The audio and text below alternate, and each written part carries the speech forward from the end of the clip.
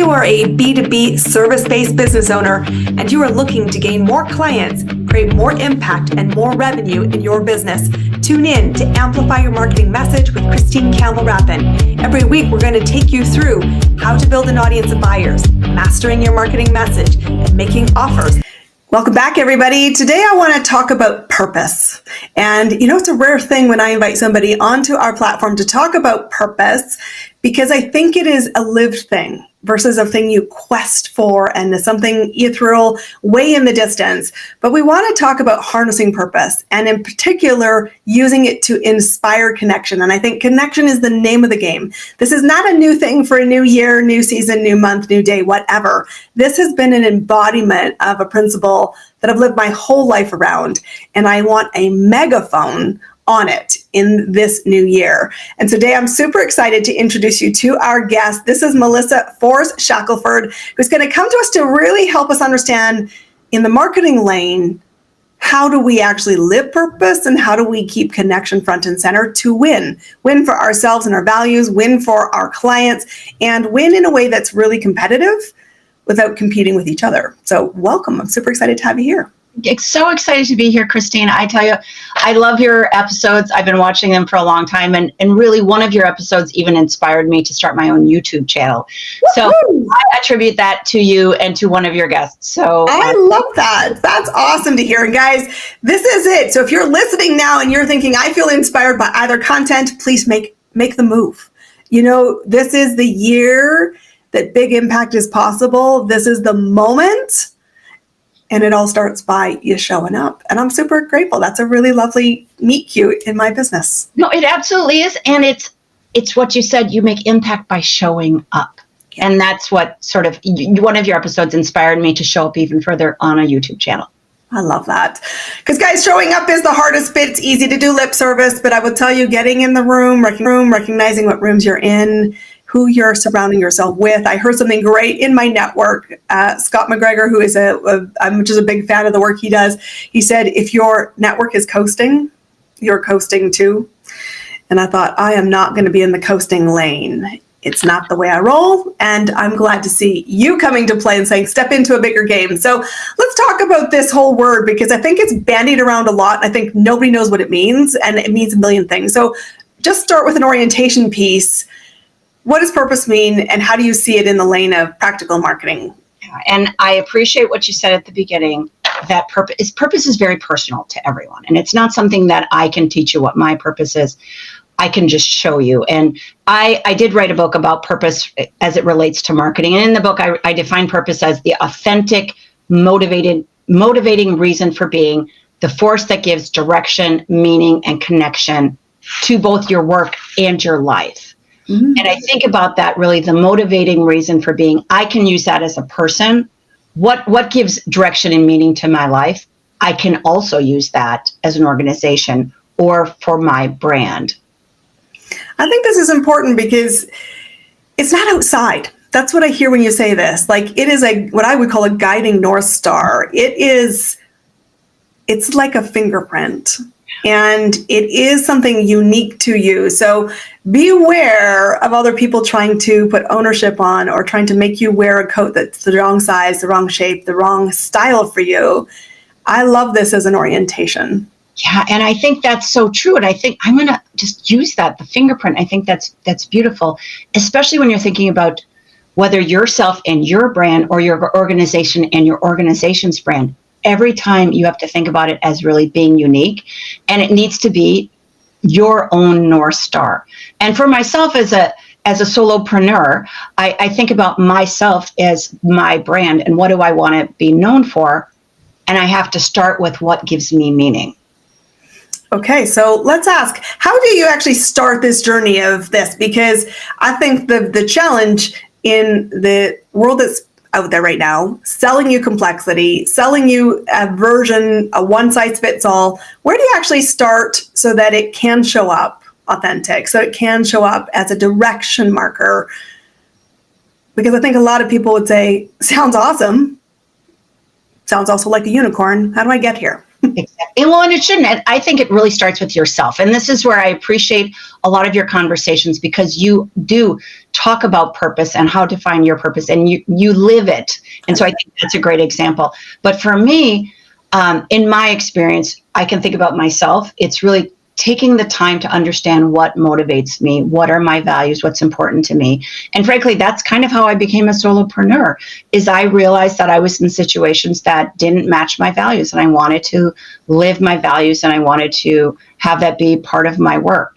So I think if you're thinking about your own self and your own values, what motivates you, what gets you up in the morning, and it's taking that time to think about that, what fills you up, and is the time during the day, is what you're doing during the day matching those values or what fills you up? And if you're doing things that don't fill you up, that don't follow your North Star, then maybe you need to rethink it, and maybe take just some kind of starting with just some small actions that say, I'm going to do this every day because it really matches my North Star and it fills me up with meaning. And you could start small and it'll get bigger.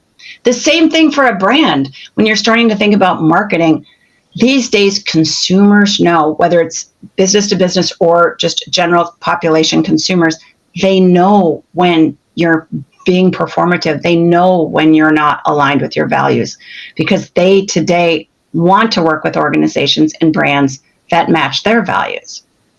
And I think stating them is key. Mm-hmm. You said you have to jump off the deep end.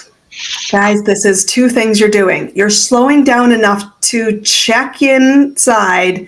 Am my actions and where I'm spending my day aligned, congruent, disruptive, at odds? And then if you are, listening to what you hear as the answer to this.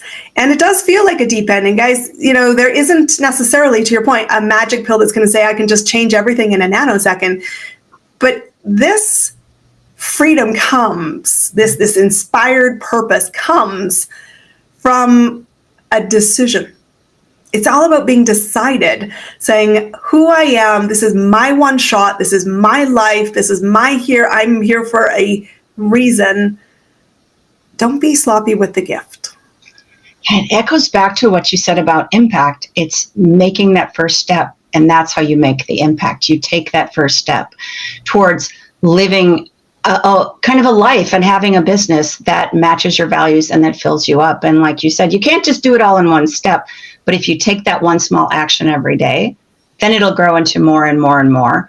And when I think about my work as a marketing leader and how I coach my clients and I coach organizations, it's so important that they start with knowing themselves and what they stand for as a brand. And it doesn't have to mean that they're some big global brand like Patagonia who has a mission to save the planet. You don't have to be like that. It can just be that you want to help your customers live their best lives, or your customers do something.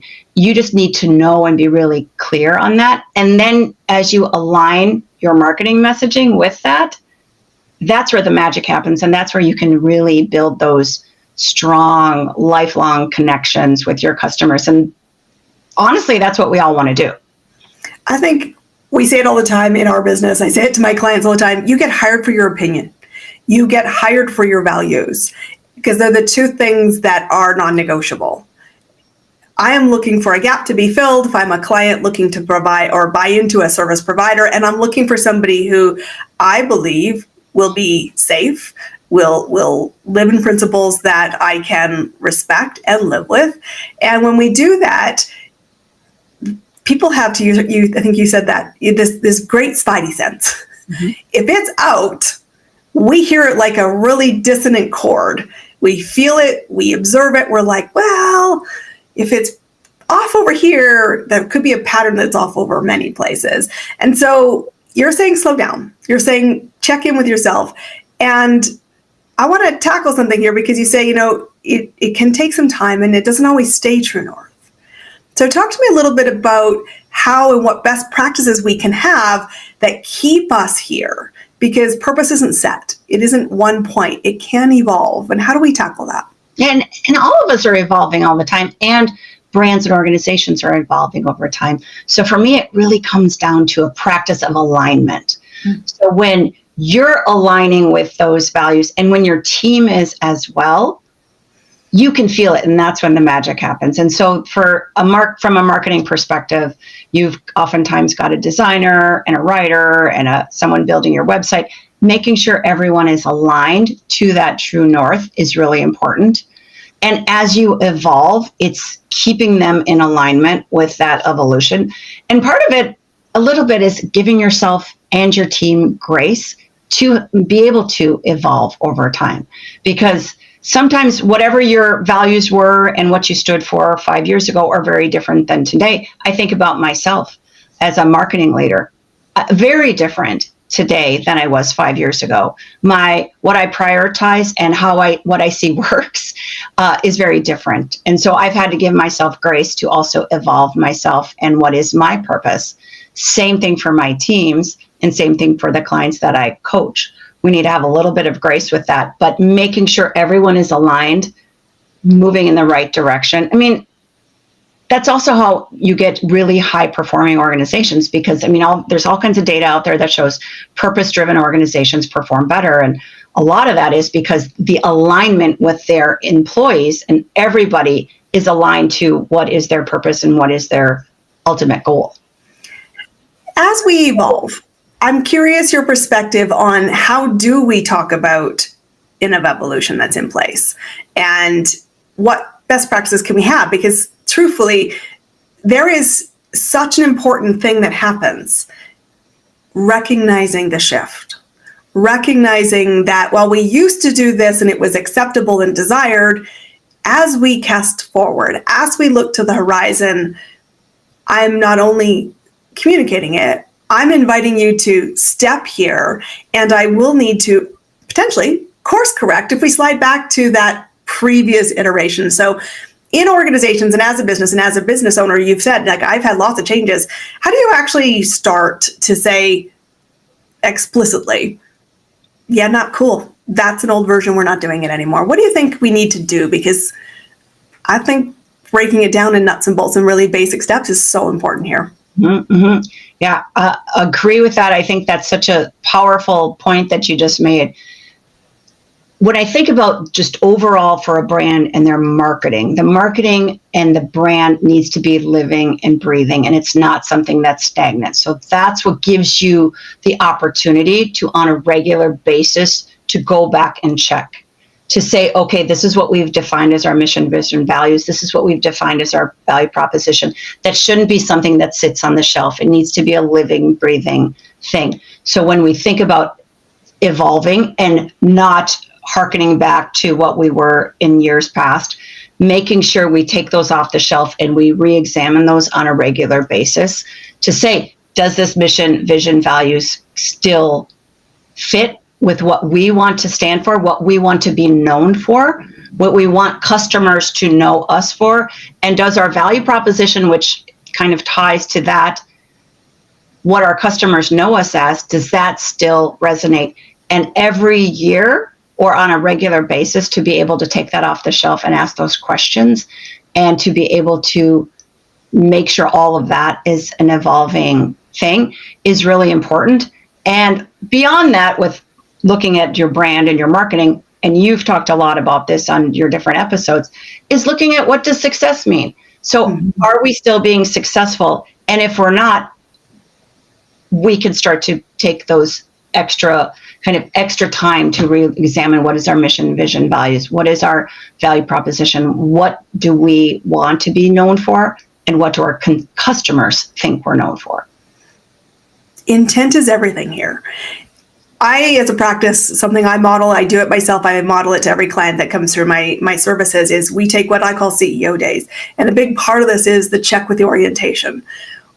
What brings oxygen? What are we really excited about? Not the nuts and bolts of tasks. This isn't a catch-up day. This is an admin. This is very much a vision-focused exercise, and I do it personally quarterly. Am I heading in the right direction? Am I climbing the right mountain? Are the right people with me? Am I equipping them to be successful? And what does success look like in the next 90 days? And when we do this, I will tell you, the butterflies and the I love my life and gosh, this is so cool and I have the best business out there always comes to the forefront. And that's why, of course, social media always says, like, champagne happens a lot in your life. I'm like, I love what I'm doing. And it is because I check with my values. It is because the lived experience is here. And I think what you say here is so critical. Intent is one. And asking your customers, asking your peers, am I living what I say? And please, you guys got to be brave here. Jump in the deep end with us. You're not always going to get a yes, you are.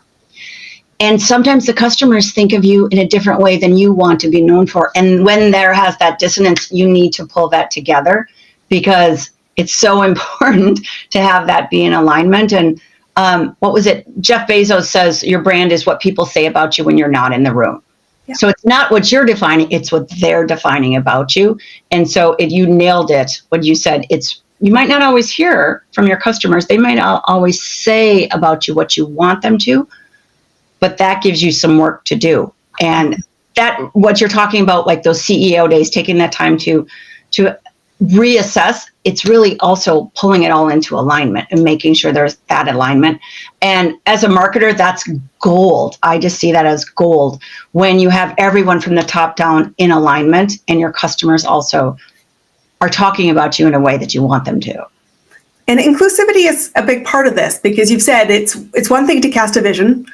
That's kind of the easy bit, my friends, just so we're clear. The ideas is the easy bit of the business world, but it's the loop. It's the feedback loop from customers, clients, and I'd love for you to talk about this inclusive communication as a competitive advantage and how important it is to hold the line when you do have a step outside of what you hope for. Because I remember saying to everyone, I said, if your standard is so low that you always hit it, that's a problem. I don't know any business owner, myself included, that we don't have moments going, well, that was rather epically falling short of our capability and our expectations. Let's clean up and let's check the systems. But for you, because you've got a great track record in this, you're someone I respect in this world. How do we tackle this piece? I think, first of all, I just want to call out what you said is that nobody hits it every time and everybody has missteps.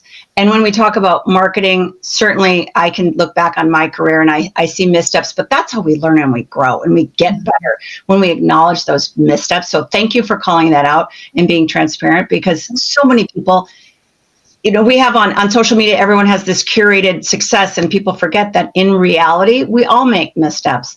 And even when we're talking about inclusivity from a marketing perspective, I've made missteps, my teams have made missteps, but a lot of it is taking the time to re-examine and to do better the next time. And that's how we all get better. So I'm absolutely 100% with you on that.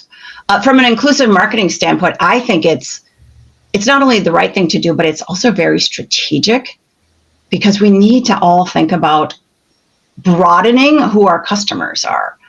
And we can think about inclusivity from a number of different ways. I work a lot with healthcare and healthcare adjacent organizations. And so oftentimes I remind them that there's 25% of the world that's living with a disability of some sort.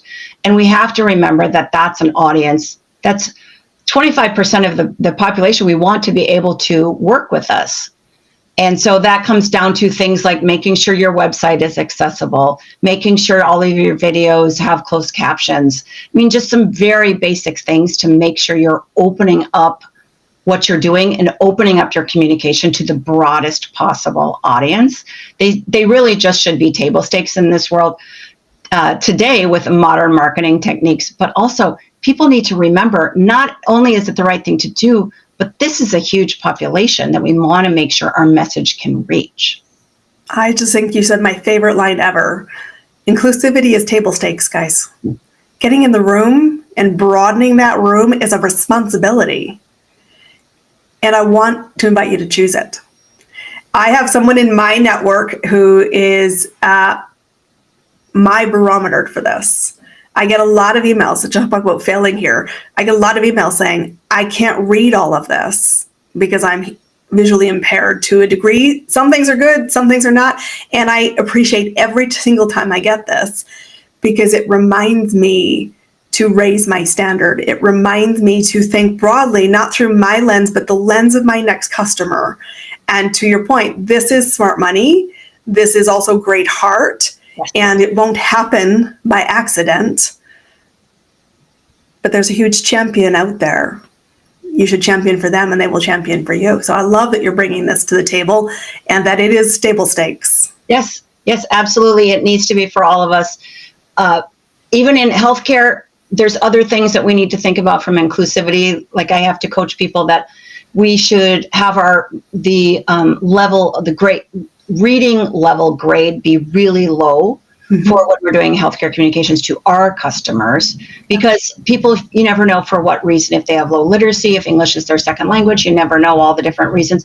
The other thing is that in today's day and age, you can be the smartest person with the most education in the world, but your attention span has gotten so small. You also need to contemplate putting a kind of a lower grade reading level on all of our communications too, just because of the fact that people they're not reading books anymore. They want it in the bullets. They want it in the short form that they can consume. And again, it comes down to people have a really powerful message. You want the most possible, kind of broadest possible audience to be able to consume your message.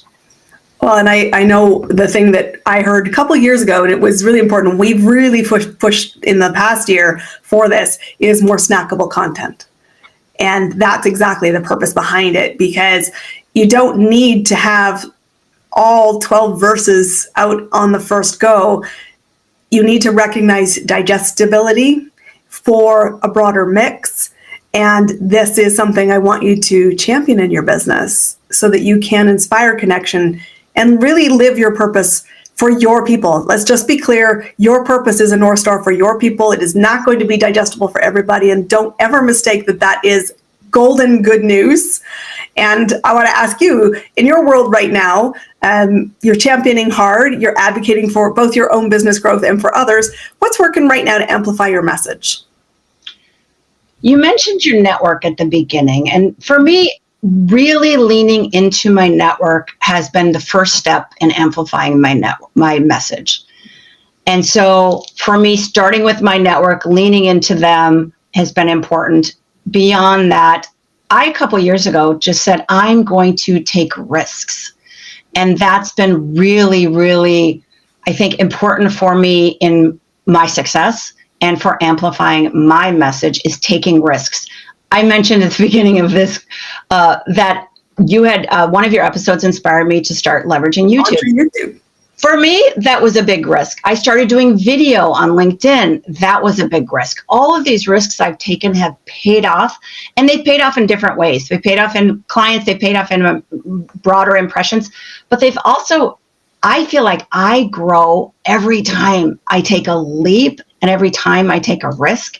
And so I try to encourage others to do the same and to follow my lead, that do something that makes you uncomfortable if it's going to help you grow as a person, but it's also odds are going to amplify your message, broaden your reach, and help you talk to more people and bring more into your own network.